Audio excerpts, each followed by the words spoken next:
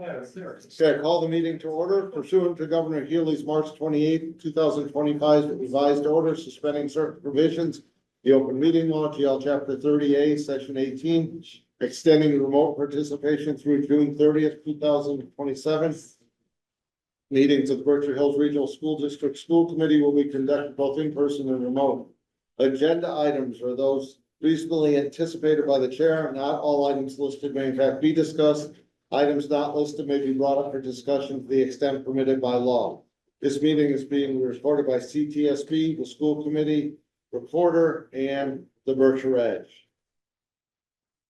We will start with a roll call vote because we have at least one member online. Allison Reed, Yes, here. Andy Potter, Present. Bill Fields, Here. Diane, Here. Sarah, Here. and I am here. We'll start with the the minutes of November 20th, 2025. Do I have a motion? So moved. Second. Any discussion? Hearing none, roll call vote. Allison, Yes. Andy, Aye. Bill, Yes. Diane, Yes. Sarah. Aye. And I, it's unanimous. Treasurer report, Chris. Okay, so this is the financial report as of September 30th, 2025. The first page in is the summary of your program income and expenses. You can see the receipts. We had a positive cash balance for this period, which came in at 8.9 million, and our expenses were 6.2 million. So down at the bottom, you can see that we had a surplus for that period of 2.7, almost $2.8 million. And that's what you would expect to see since the assessments come in, but we've only paid salaries for about a month at that point. And going all the way over to the right, where the column for unencumbered balance is, we see that we still have a sizable portion to be encumbered because it's at the beginning of the school year. Going on to page 2 of that report, you see we're in balance with assets and liabilities. One thing I wanted to note on here, our undesignated balance as of 7/1/2025, $361,445 is just slightly different from the certified E&D amount. So you'll see that come up again as we go through the year. And the reason is because as of 9/30, we still had a couple of receivables that had not come in by that 9/30 deadline for E&D. I'm moving to page 3, the revolving and restricted funds. Most of these are positive, as you can see. School lunch funds typically is in the negative at this time of year. That's with many districts. I would dare say probably almost all, because they operate on a reimbursement basis. So you're starting to pay for things, getting food in, getting supplies in for the start of the school year, and you have not gotten your receipts yet in from federal and state government. Turning to page 4, grant funds. This, as opposed to your the page before, grant funds operate on a reimbursement basis. And so we expect to see federal and state grant funds in the negative here. And with that, if you have any questions, I'm happy to do my best to answer them for you. Anyone have any questions? I just had one question on page 2. Scholarship investments, Berkshire Town Equity Community Fund. That is that the school center? No. Monument Mountain School Fund? You're talking about the $517,000? Yeah. Yeah, no. Yeah, what, okay. So Berkshire Taconic holds two sets of funds. So all our endowed scholarships are held at Berkshire Taconic. And then, so like all the named ones. Right, Right. okay. Oh, that's- And then separately, they hold the school center funds, but that's separate, so it doesn't show on our balance sheet, it shows on their own balance sheet. Okay, no, I just had a question what that was. I didn't realize that was gonna. Okay. Anyone else? Superintendent's report. Okay, so let's jump right into the student member item. Mirabelle, what's going on at the high school? So many fun things. The first good news is that we're currently in kind of a micro month where, because the slog from the beginning of summer to Thanksgiving break is one of the longest in the school year. And then you get your Thanksgiving break, and then you have 3 weeks of school, and you get to go on holiday break again. So I think everyone's been pretty peppy about that. We had a really nice assembly right before we went into Thanksgiving break. Shout out to our SEL team. They gave us snacks. We had speakers. It was wonderful. So that's great. Our winter sports season is in full swing. Our boys basketball team is up. They won their first scrimmage against Agawam. Tyler says, quote, "We played okay, but still preseason, so it's fine." The next game is Monday away at Huzik, and first home game will be at Friday against PHS next Friday. He says that will be a tough game, so keep an eye out for that. The team is looking really good. Captains are bringing a lot of great leadership and talent, which is awesome to hear, especially because they had such a phenomenal season last year. We're looking forward to see what happens this year. Our girls team is starting off their season with a home game against Springfield Vocational. Head coach Joe Valero says he thinks that the girls have a real shot to do some really big wins this year, so fingers crossed for them. And our co-ed hockey team is getting started with their first game on Friday. Good luck to them. Our winter musical is also starting. Auditions were today and yesterday.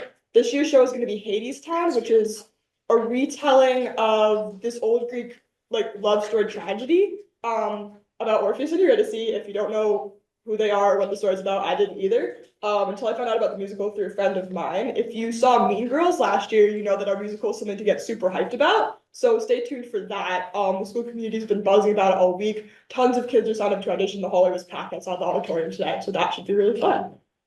We also wanted to take some time just to highlight the really good work that our horticulture program has been doing recently. Horticulture is one of Monument's CVTE courses. It's beloved by students and the broader community as well because community members can actually buy and order things from our fully functional greenhouses run by students and staff. Any kid that takes horticulture has only positive things to say about it. Any kid who doesn't take horticulture, like myself, wishes they did. And I actually know plenty of students who've taken the class twice because they liked it so much. As they have really wonderful things they make year round, but the holiday season especially, both of my younger brothers are taking horticulture, and for the course of the past month, we've been getting flower centerpieces, wreaths, garlands. You see kids just walking around school with these huge fluffy evergreen wreaths that they made themselves. So we just wanted to shout them out for doing a really great job getting our kids learning about that hands-on is great. And our kids are taking pride in their really great work, which is awesome. And if you are ever interested, the program does run sales. You can sign up to receive products from them. That's something that interests you. They turn out really good. And although it's cold, it is snowing, which is very pretty. Something that's nice about Monument's campus is that it looks really nice year round.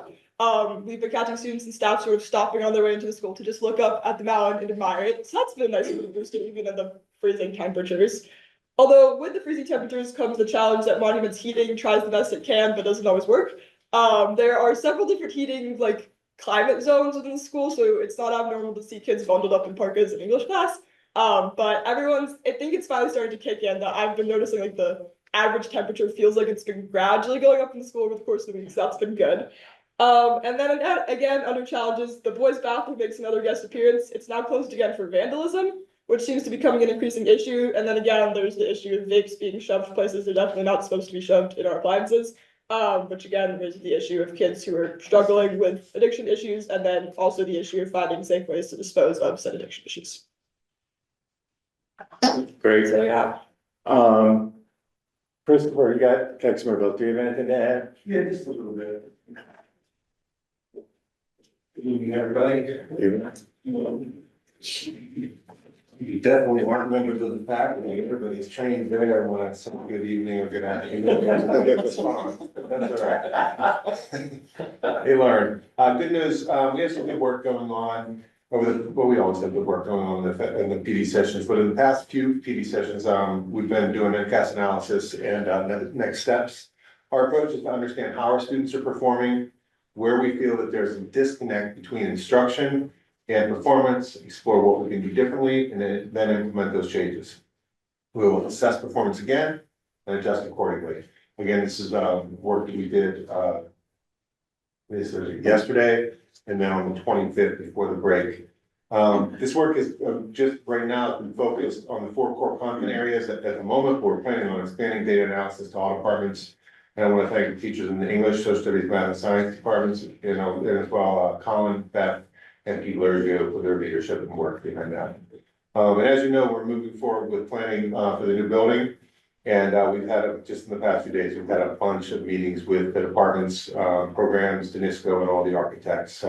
These are the next stage in the phase for collection of room data and specifications. Teachers have been instrumental in refining needs and helping the architects understand and plan for all aspects of our needs, from where outlets and sinks should be in science classrooms to the size of lockers in the locker rooms, and the very specific needs of our CTE programs. The work is ongoing. Folks are going to be doing needs and wishes, data sheets for the architects, and we'll just continue to refine it as we go along.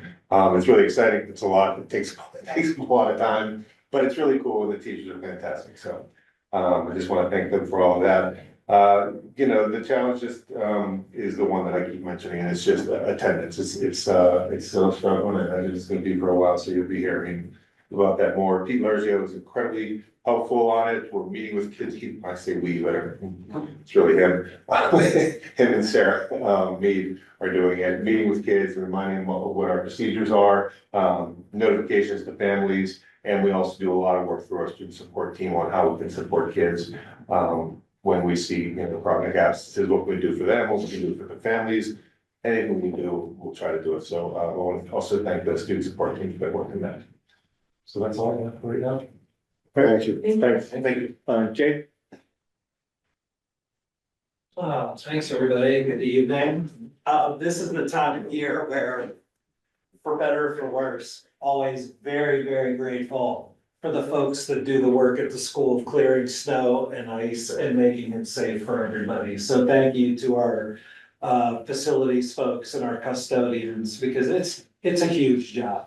I was up at 5 o'clock shoveling my driveway today and felt incredibly put out. And that took me about 15 minutes. So I think of what those folks do at like 3 and 4 in the morning, and I'm very, very grateful for them. We're very proud of a young woman named Nava Koppelman, who was featured in the district newsletter. The last one that Peter sent out. Nava's a 6th grader who engaged in a live storytelling performance at the Indigo Room at the Mahawi. Brilliant kid. I did not realize she was as courageous as she is. That takes some real nerve to get up into a room full of adults and tell a personal narrative. She is very funny. She's got a wicked sense of humor, and I have no doubt that she's wonderful at that. And we're very proud of her and say well done to her and everybody who supported her being able to do that.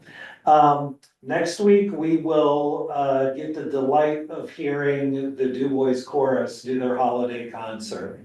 The Du Bois Chorus is almost 100 members strong. So our school has about 330 students. Yeah. Our chorus has 62 5th and 6th grade students. Watching them come out of the chorus room every day is sort of like watching a clown car in the old days, where you're just like, where are you all coming from? And then the 7th and 8th grade chorus is 35. So we're close to 100 between the two choirs, and they work really hard and they do wonderful work, and they'll be performing next Tuesday from 7 to 8:30. Tonight, thanks to my scheduling miscue of scheduling something on a school committee night, and I'm sorry for that. We have our strings concert at 7, so I'm gonna be hustling out of here and headed back for our orchestra concert. And our band concert will be January 8th, after the holidays at 7 p.m. While we're on the music theme, we had several students audition for the Western Massachusetts District Music Festival at Westfield University this past weekend. And in total, from our little school here in the Berkshires, we have 17 students who were accepted through the audition process for the District Music Festival. 8 from chorus, 6 from orchestra, and 3 from band. So again, I've said it before, I'll say it again. I hope our high school colleagues are excited about the not only the numbers, but the caliber of the young musicians that are working their way through Du Bois and headed toward Monument. We're really Very proud. excited. Thank you. Very excited. We're really, Guarantee it. we're really proud of the kids. It was, they've been staying since like almost Halloween, doing after school extra practice sessions. They've worked really hard. Their families have been really flexible with staying after hours. And we're just really grateful for the teachers for giving them these opportunities and facilitating these opportunities, and to the whole community for supporting the arts. The Du Bois musical, just finishing auditions. It's been fever pitch at Du Bois with 80 kids auditioning, I think 85 total for our production of Something Rotten Junior. And hearing a lot of kids in the hallway singing the main theme from Something Rotten, which is kind of fun. Really just again, it's magnificent what the folks that lead the effort for the musical do. And I'm excited. It's kind of like watching a military operation to see organizing 80 middle school kids into a cohesive unit to put on a show, the quality of what our folks do, but just again, really grateful to them. And then finally, ending with a note of gratitude on the positive things. We're very grateful that this lead up to the December holidays give us such a good opportunity to put into practice patience, grace, forgiveness, and ways to heal injured relationships. And I don't say that tongue in cheek. It's those of you that have ever worked in a school know that that lead up to the holidays is like equal parts joy and excitement and anticipation, and dread at worst, and kind of nudginess and silliness at best. And man, are we getting all of the above at Du Bois. So it's been an interesting couple of weeks. We have an interesting couple of weeks to go, but it really does give us an opportunity to model for kids. Here's how we deal with things, whether we're excited or whether we're stressed, and we've had lots of good conversations about that. In terms of challenges, we continue to really need to prioritize attendance and getting to school every day and getting to school on time. And we have really had an uptick. I don't think in numbers, but in frequency from 7th or 8th graders. We're really having to take on vaping in the bathrooms in ways that we did not have to take on last year.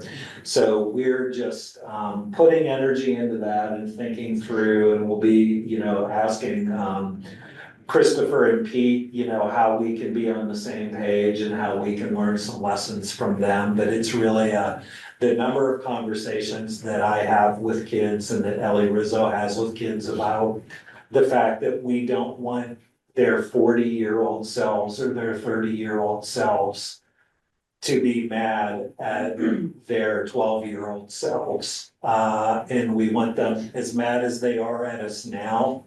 We don't want them to be mad at us when they're 30 or 40 and have healthy lungs and can get around. So really serious kind of a health issue that we're dealing with, but we are taking it right on. So that's it for me. Great, Thank you. thanks. You're in the sick Good evening. There's been a lot of really great things happening over at Muddy Brook. When I last was here, we were ready to celebrate our Thanksgiving, and so we did have an absolutely wonderful turkey trek, which is a tradition at Muddy Brook, where families can join their students, and the PE teachers set out a trail in the woods just to get the wiggles out the day before Thanksgiving. And our balloon parade rivaled the Macy's Day Parade. It was absolutely incredible. And so that was really lovely, and I appreciate all the effort that my teachers and the students put into it. It was really wonderful. Last night, we had our family conferences. I estimate that we had over 300 conferences last night. Every teacher that I spoke to had all, if not almost all, families attend, which is really wonderful. About a dozen of those were translated, and I'm grateful for our family resource people who came and helped us and organized it so that all of the families could communicate together.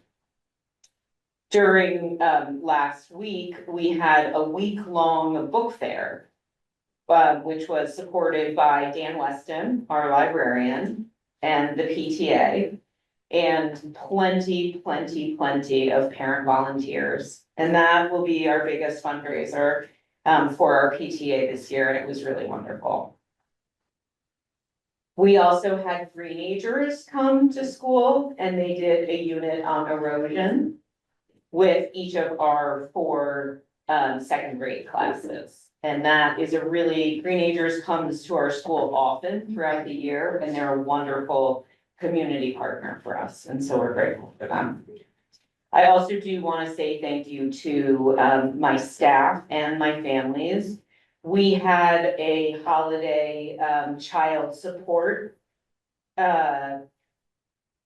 fundraiser where we had parents who felt like they needed support for their students over the holidays with gifts. Fill out a form identifying their student size, preferences and toys and clothes. And we served 23 students with a plethora of holiday gifts and clothes for the holidays. So that was really absolutely wonderful. And we also are working diligently with student attendance. And we are working directly with families. In my case, it's the families who I need to work with, not the students. And so we're having family meetings and inviting families in to understand the impact that absenteeism has on their students and their students' academics. And I'm also working with my school council around messaging out to families, the impacts of absenteeism. Great, thanks. So just a couple things I want to share. What Jake shared about both music participation, the recognition and the musical is really a significant milestone. Our music program got really beat up during COVID. And it sounds like we're really turning a corner on that. So big credit to the music teachers and families and kids for getting re-engaged and reinvested. And I think, Christopher, that'll really bode well, right? Eric said, I mean, you know, they have several of them work at the lower schools as well, so they know the numbers. Yeah. And they're all really excited. Yeah. No, I think that's really good. Well, one other shout out, I'd like to thank Steve Soul and his team for putting the banner up on the hill, like thanking the community, like the home of the new high school. I think it's classy and nice, and it's fun to drive by that in and out of the high school, particularly when we think about like heating, right? Like I got a solution for your heating problem. It's a new school. It is a really, I do actually, the first time I drove by, I was like, oh, look at that. Do you see that? It's going right there.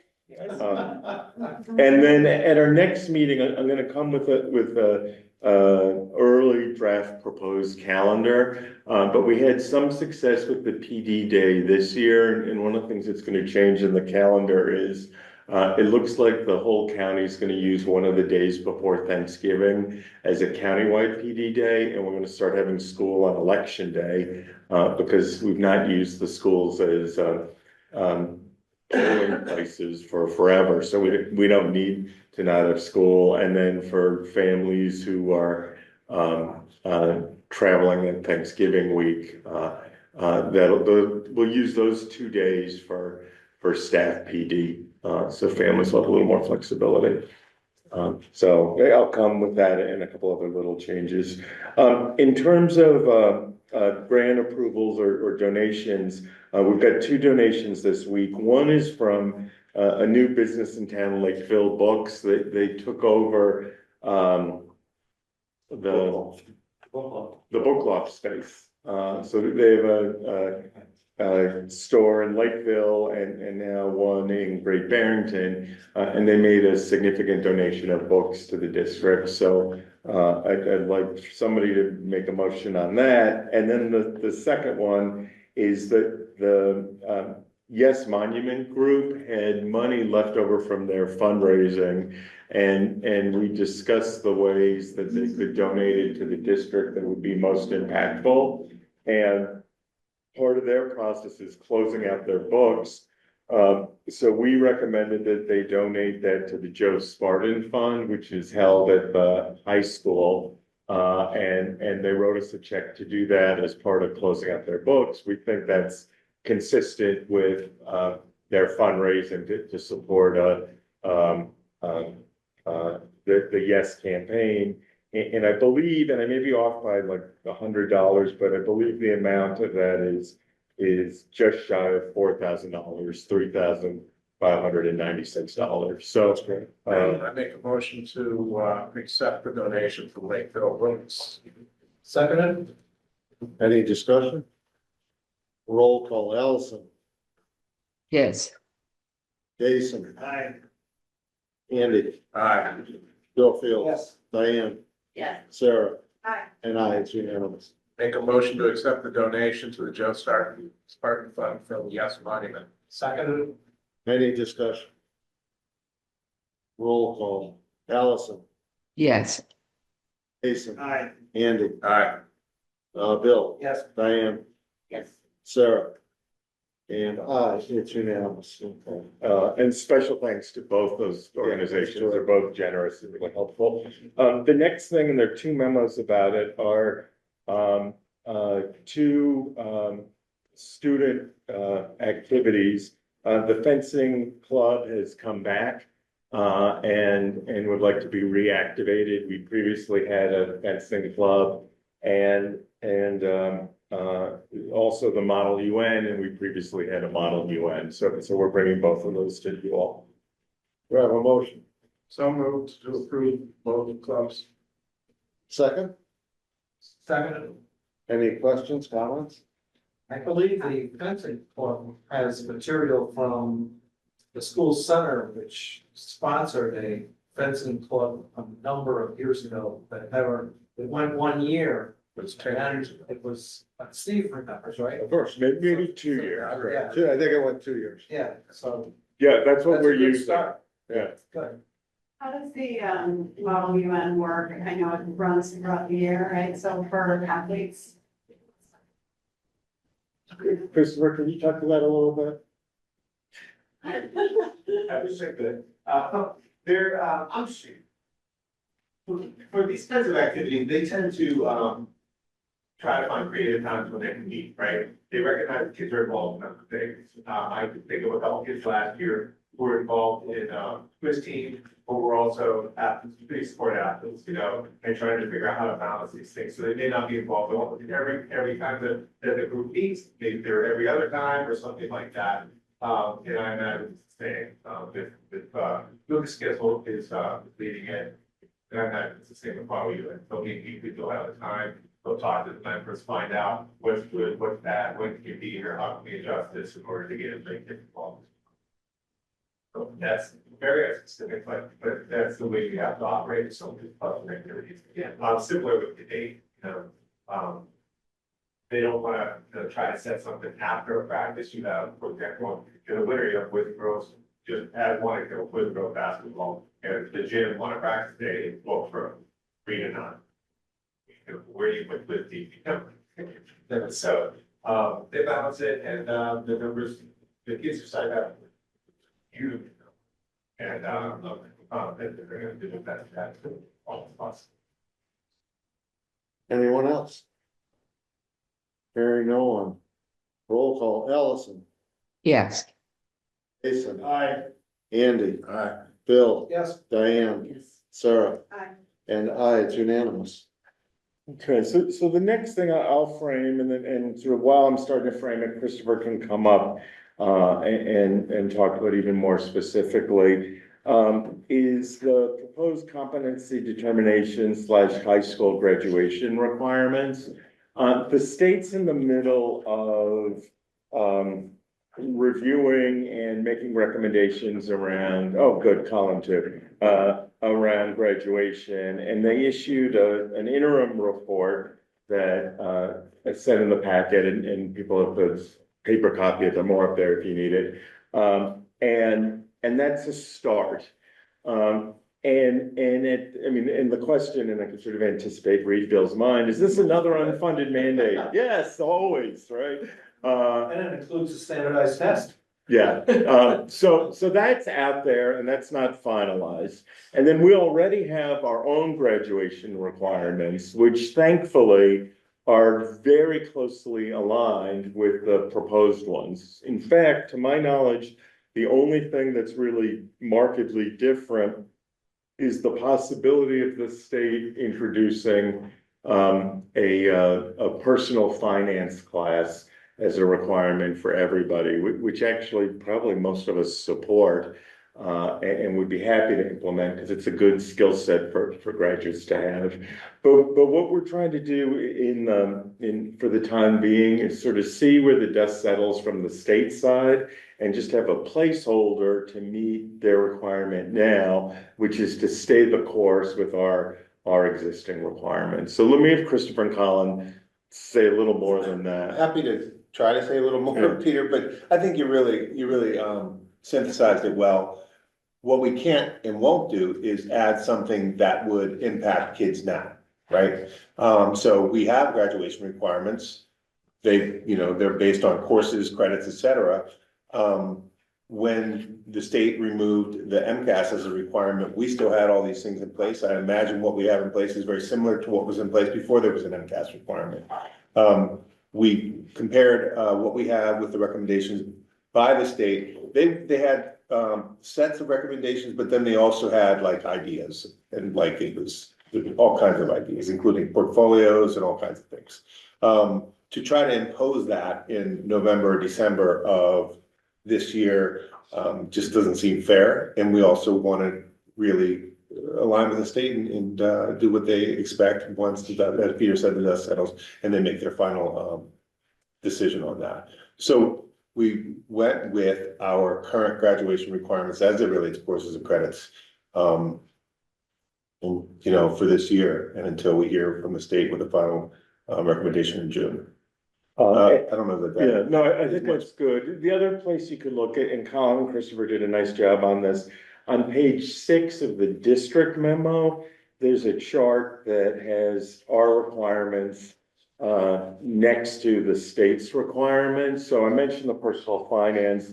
The state also tentatively is saying 4 years of math, and our current requirement is 3 years of math, but perhaps personal finance counts as half a year of math. So that's another way to look at it. The state's also talking a little bit about capstones or cumulative projects. We have some examples of that happening already within classes. And then many of you are aware of the WISE program, which does that on a higher level. Though not that many students recently have participated in that. So we're in the same ballpark as the state, and I think we let the dust settle, and then when they firm up what they're recommending, we come back to you with the opportunity to change anything.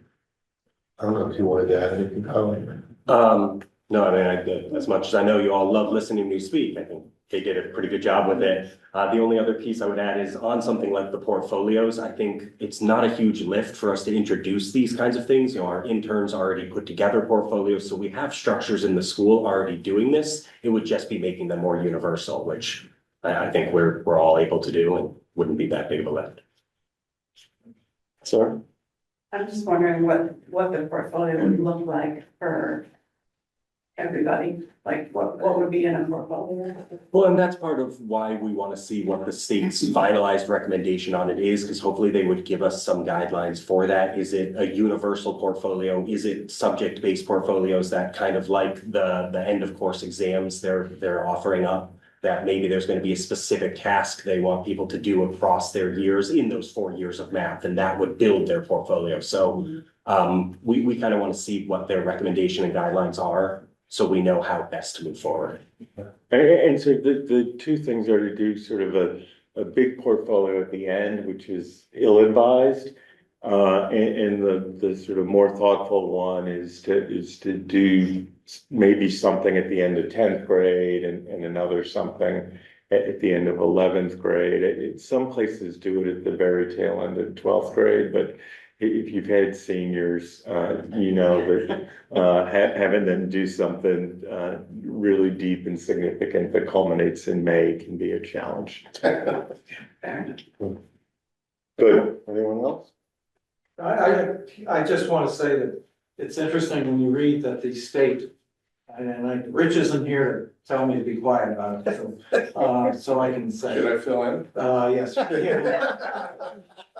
Said students will, participate in end of course assessments that are selected courses and that are designed, administered, and scored by the state. And it's just, to me, as a personal opinion, it just, the state seems addicted to standardized testing. They can't get off it. They've got to throw this in. And it'll be interesting to see, because I'm not a minority here.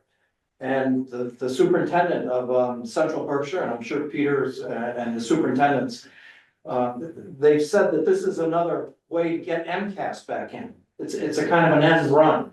State generated EOCs. I don't know how that would work, but again, you know, the school districts, how are we going to administrate that? This is another unfunded mandate. And then some of this stuff is more unfunded. You've got, who's gonna judge all these portfolios? Are we gonna ask teachers to take time out after school to spend an hour? You know, you've got, let's say, 120 kids that are graduating, you're gonna have 120 portfolios. Who's gonna look at them? It's, if they would get out of the district and let the districts and the teachers do what they do best, which is educate. Not all this other bureaucratic stuff. I won't go on anymore. Thank you. Yeah, I mean, an example of the portfolio thing, and other schools I've worked in, they'd actually have community volunteers come in and do it, and it would make the work of public schools really explicit, and enlist our neighbors, right, in being part of it. I think if we were given the authority and responsibility to do that, we could come up with something really wonderful. And I share many of your concerns. Yeah, it's interesting. I won't go on. It's interesting that at the beginning of MCAS. Again, thank you as you go on. Which I was around in 1993. Our school did something that no other school did. And Mary Ann Young was principal, was threatened by the state with losing her certificate of principalship if this occurred. But she convinced the DESE to allow students to do individual projects and portfolios. The kids like Maribel, okay, and they did. We had 9 kids do, and one of them, Peter Green, I can't remember his name. Peter Green, his was so good. He went to the Harvard School of Education and presented. He was in the New York Times, and I believe he was on the Today Show as a result of his project portfolio. So here we go.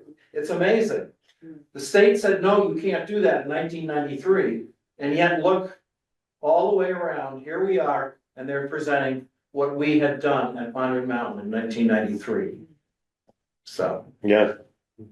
I think it's. I rest my case. Yeah, no, well said. I think it makes sense for us to meet the state requirement for there to be a motion to endorse our proposal as presented, which is just really endorsing what we do already. I will make a motion to endorse the proposal that is on the table. I just have a question. Yeah, let's get a second first, because I have questions. I'll second it. Okay, go ahead, Ann. Does this go along with the portrait of a graduate? Is there anything in here that is Is diverging it at from? odds to it? Yeah, No, not at all. The portrait of the graduate would actually inform the skills within the courses. You know, and that's really work that's still ongoing to figure out where all of those pieces fit throughout curriculum, throughout the departments, throughout the courses. So nothing at odds there, no. and then how about dual enrollment? Is there room for that, for kids who wanna do that? Yeah, that's still, I mean, so the kids are doing a dual enrollment and they're meeting the credits and the courses through dual enrollment because they're getting it from both places. So again, nothing there that is a rub. I just have a process question. Yeah. This is our policy. This is synthesized amount, because our graduation requirement is our policy, so why are we voting? We have a policy, we're not changing policy. I mean, we can vote to say that this is wonderful, which it is, but that carries absolutely no weight. The state's asking us to vote on this. I don't know that they anticipated that ours isn't changing. It's really kind of a semantics question, Right. because we're voting right now to say our graduation requirements is also our CP. That's basically what the vote is. Okay. We have a motion and a second. Anyone else? If I could, Of course. this is the draft proposal, that we would have for now. And as the state finalizes this guidance, we would meet again and update. Yeah. Okay, Allison, Yes. Jason, Aye. Andy, Bill, Yes. Diane, Yes. Sarah, and I, it's unanimous. Okay, thank you for that. Thank you. You also just voted to save me hours of going back and forth with the state on that, so I appreciate that. Bill, it was in the late nineties that Marianne almost lost her license because I was early on in my chair as school committee and, we enthusiastically voted not to go along with the MCAS, and then when she came back and said, I'm about to lose my license, we enthusiastically rescinded that vote. So just a couple other quick things. Christopher mentioned this, sort of his updates, thanks, Mary Beth. The architects and designers have been meeting, all week with teachers and staff, fine tuning, and getting more feedback on specific designs. So that's been really helpful, and we thank both architects, designers, and the school staff for participating in that. Belonging and safety, we continue to work on all the things. We're working on both physical safety and sense of community, anti-bullying, anti-harassment stuff. Subcommittee, Yeah. policy has not met, buildings and grounds, Has not met? superintendent's evaluation has not met since our last meeting. Finance subcommittee canceled today, we'll get an updated schedule at some point and we'll let you know. Negotiations, we are in the middle, or at least starting negotiations with two groups. We'll keep you updated when we have something to bring to you. Peter, personnel report. Yeah, so this is that time of year. Many of you remember we have a small incentive for teachers to announce if they're retiring before January 5th, which is intended to give us time to incorporate that into our budget planning. So one of our high school special education teachers, Becky Oj, announced her retirement at the end of this year. She's worked for us for many, many years and has been really impactful on students. So we appreciate her, and we'll miss her, and lots of time to celebrate her between now and the end of the year. So that we lost a paraprofessional at the elementary school to another paraprofessional role in another school district closer to her home. So that's unfortunate as well. And then a whole bunch of stipended roles connected to Clio, as well as activities after school, some athletic, some musical, whole range of things. And we continue to have several paraprofessional vacancies, as well as one custodial vacancy. Thank you. Any old or new business before the committee? Any public comments? Steve? Yes, I don't know if I can just add one other. of course, come on up. Okay. You could try the good evening again, see if it works better. Good evening. There we go. I just wanted to, We something have popped some good people. something popped in my head, and we have a new musical director, spring musical director, his name's Josh Williams. Chris Tucci, who was fantastic, stepped down, it was too much with his job and everything like that. He's gonna continue with football, but we're just really excited about having Josh on board. This is a program obviously we're really proud of, and we want it to just continue to flourish and be fantastic, and we think it's gonna be really great. So I just wanted to recognize it was getting down to the wire. We were getting really worried, and he popped out of the sky, and we're just thankful to have him. That's great. So, yeah, it really is. So, thank you. Thank you. Yeah. Anyone else? By unanimous consent, we are adjourned. Thank you, everyone.